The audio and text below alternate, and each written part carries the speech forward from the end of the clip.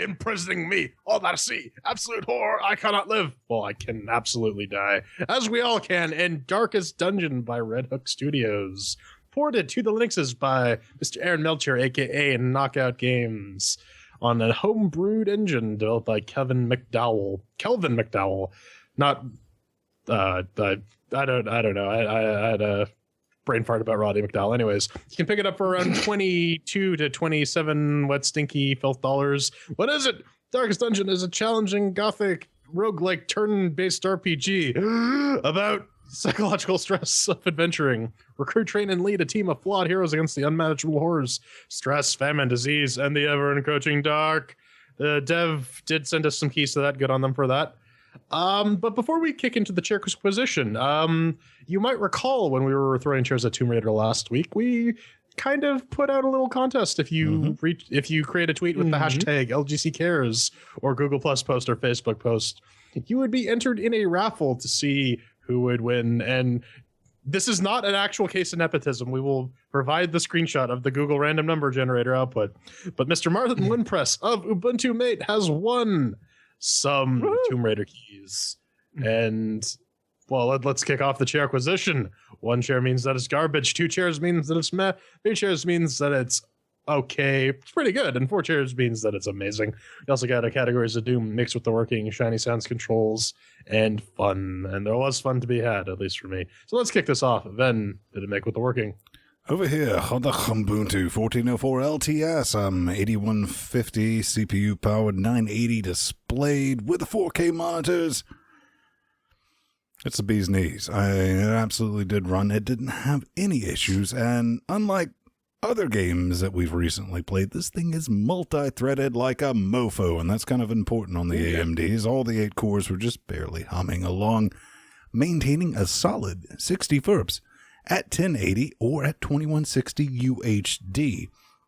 But there has been a known map bug, and when I say map bug, it's not going to kill your experience unless your name rhymes with Pedro. But what will happen occasionally, and I did run into this, is you do have your little map between the dungeons, and sometimes it will just blank out on you. Then you cannot progress. You cannot select anything, so you have to stop the game and restart it and pick it up from there. Too much of an inconvenience not to ding at a chair, but yeah, I'm going to give it 3. I mean, it did a good job. Good job. On Fedora 22 64-bit and 23 64-bit with alternatively the Intel i7-6700K, the GTX 980, or the A10 5800K with the GTX 750 Ti. This thing ran very, very well. I was running into that map bug while this thing was in beta, but ever since it released proper, I did not run into it. So I cannot find any fault with the working. I'll give it 4 chairs. Yeah, no, for me, the map bug is still very much happening. It's it literally stops your progress. So on the Amiga with the FX8370E overclocked at 4.2 gigahertz and the GTX 970 Strix, it did hold a very smooth 60. It didn't dip a single time that I could notice, so it gets 3 chairs. All right, so that's 3 chairs to mix with the working. Up next is the shiny and the sounds. Ben. Short and sweet, let's do this. I mean, if you don't dig the hand-drawn art style, then you, madam, or possibly sir, have a malfunction. Seriously, I mean, it's gorgeous and delightfully quirky. Just good to look at. Visually, I really enjoyed this game. Now, when it comes to the soundtrack, you know, it's spot on. The voice work, it's passable. It's not bad. It's not great. And the only kind of grindy thing about that is it's a touch repetitive listening to the same things over and over and over. But I never really played this using my headset. So, you know, I am kind of grading this directly. Now, there is a DLC for the soundtrack, and a lot of people are really digging it. I didn't hate it. I thought it worked. It fit the theme. But personally, you know, Slayer, let's just get that business done. Nothing to complain about. Solid 4 chairs. Yeah, I really do like the art style. It does a good job of remaining cartoony or comic booky while still like accurately capturing a like gritty medieval horror setting. The sound design is your standard ominous water bell, ooky spooky stuff, and it's appropriate. It doesn't detract anything. It really adds to the just the feel of being in this sort of medieval horror movie. And what little voice acting in there is competently done. I'm not going to give it 4 chairs. I do like the art style, but it's not like face meltingly amazing a la Distance or Hyperlight Drifter or something like that. So it doesn't quite get 4 chairs, but it does get a solid 3. Yeah, the heavily stylized characters, the graphics, they make the characters look like cardboard cutouts, but, and this is a nice round but, the animation and the rest of the visual aesthetics fit the design choice perfectly. Coherence is often overlooked in indie games nowadays, but Darkest Dungeon's graphics actually deliver in spades. The audio is really well done too. The ambient audio and the subtle background music will smack you in the ear hole with an amazing dose of atmosphere. And the narrator, wow. There should be a rule that if you're going to have a narrator in your game, it should at least be as competent as Bastion's. The narrator in Darkest Dungeon takes Bastion's influence and replaces all the humor with morbidity and cryptic compliments. Congratulations to Red Hook Studios, 4 chairs.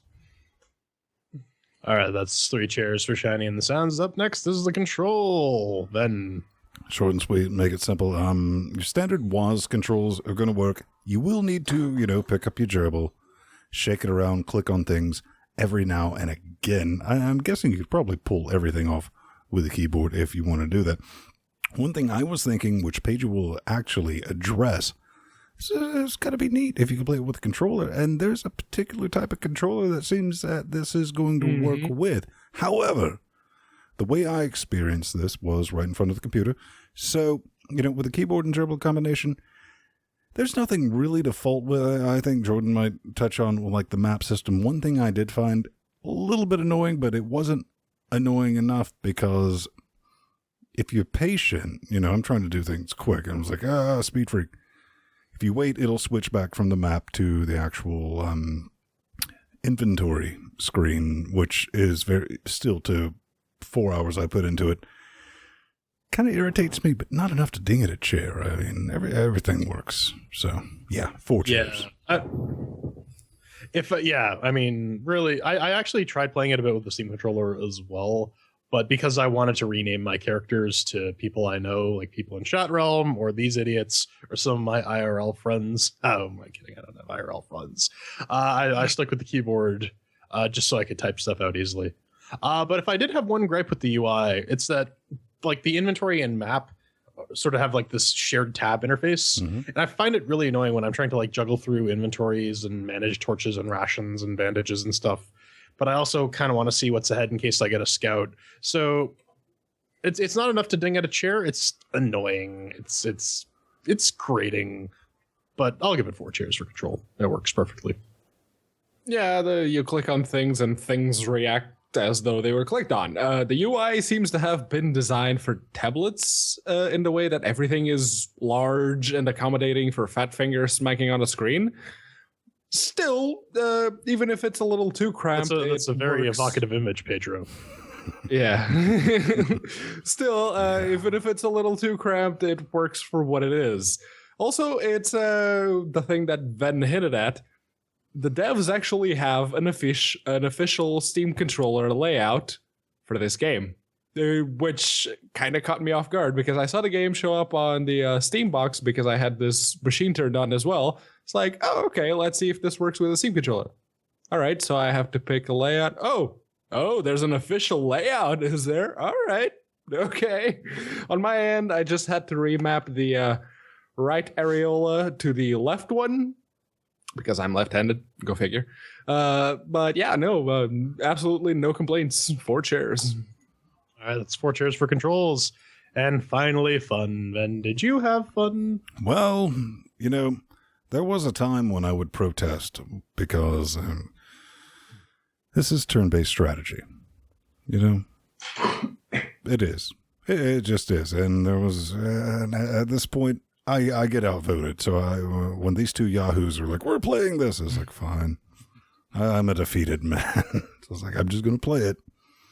And I put 4 hours into it. And my first question that I did pose was, is getting skull-fucked by the game part of the fun, question mark?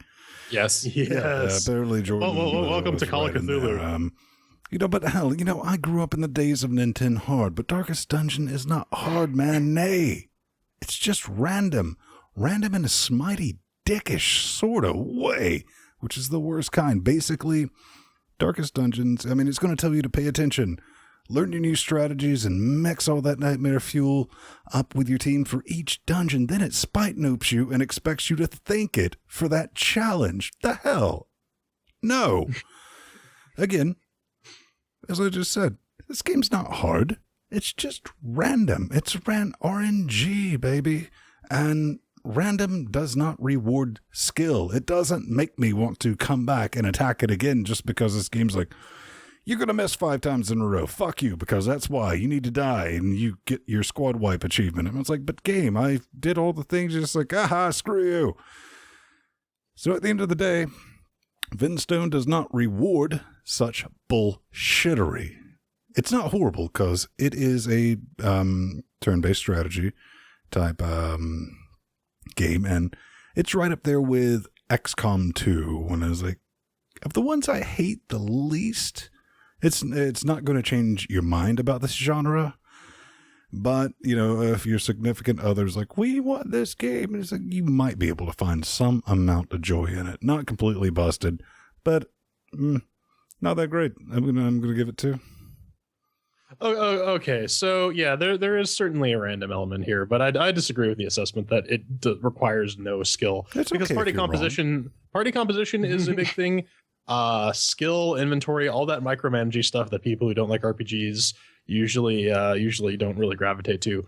But there is strategy here, and I've only lost 2 people the entire time, and I have like 6 level 3 guys now. So maybe I'm just a idiot savant at this game. No, I'm just hearing Skylake has a bug. Hacks. No, but this game really does. This game scratches a lot of edges for me. It's got the dungeon crawling, it's got the Lovecraftian horror, it's got the Gygax level difficulty of fuck you, you're some nobody who's going into some random ruin, get ready to get your ass killed.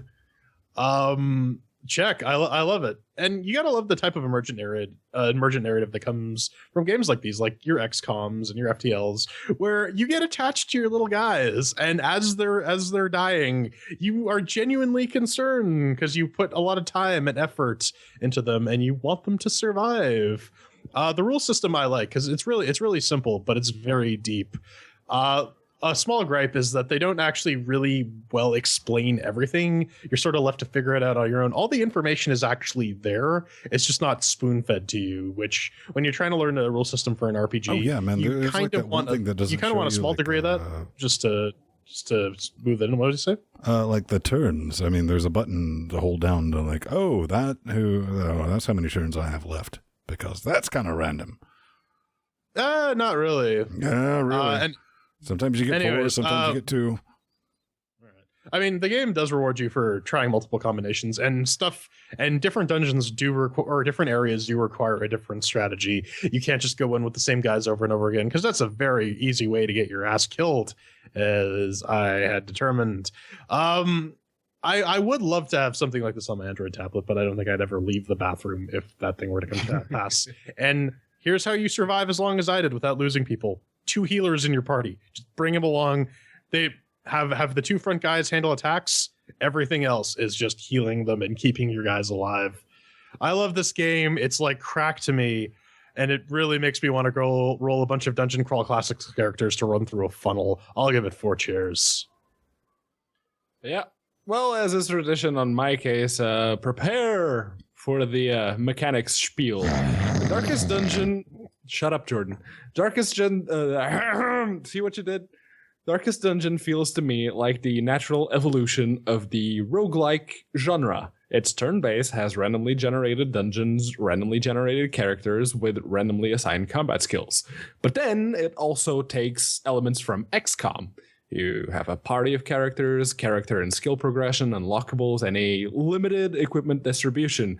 Outside of the armor and the weapon your characters use, you only have 2 extra slots that you can assign equipment to. Now, Darkest Dungeon is heavily reliant on its mechanics, and both the aesthetics and the narrative accommodate those mechanics perfectly. They should, by any stretch of the imagination, be a 4-chair game for me. But it isn't. This is the kind of game that tries very hard to give you the all-important sense of immersion, and it succeeds. From the dark theme to the aesthetics to the healthy and heavy dose of atmosphere that those convey. Also, bonus points for the Lovecraftian themes. Until that nasty map bug literally stops you from progressing. The only way you have to work around it is to stop playing and return to the main menu, or sometimes having to actually quit the game and come back in. That kills any and all immersion that you may have had up to that point. Whenever that bug hit me, I didn't feel like going back in the game at all, because at that point I was out of the experience. It killed it for me, quite literally. So why would I bother? Just to have to do it again by the time I started the next dungeon? Yeah, no. 3 chairs. All right, so that's 3 chairs for fun. And if we tally this up, this game gets what I feel is a very well-deserved 3 chairs. It's not quite 4, but I'd give it 3 chairs and an asteroid. We don't have the little asteroid thing queued up. Gentlemen, final thoughts. I like Darkest Dungeon. I like it as much as I do Doom the Roguelike, Dungeons of Dreadmore, and XCOM Enemy Within. But none of those games force you to restart whenever you go into a mission/dungeon in hopes it'll sort out a stupid bug which literally impedes your ability to progress. Consider my score 4 chairs across the board at the moment this bug is fixed, and the definite recommendation that comes with it. Should, this particular genre be your cup of tea? Well, like I said, the game is quirky. That kept me more entertained because I genuinely got killed by a sick drum solo. That actually happened as opposed to me killing a drum circle, which may have also happened. We're not talking about that. But after thinking about it, I mean, this is RNG, the game. So I don't have that, hit the button cocaine reward system with this game that Jordan does. Yeah, see, I grew up playing a lot of games involving this little guy here. It's a D20, and you end up missing a lot of your attacks, so that doesn't really bother me with all the random missing and whatnot. Not so much as XCOM, where it's like 80% miss, 80% miss, 80%. But oh man, this game has cracked me. I love it. It's quite literally scratches all my itches. I wouldn't say this is a perfect game by any means, but it's certainly a very, very good game. And I highly recommend you pick it up. Even at full price, I'd say it's worth it.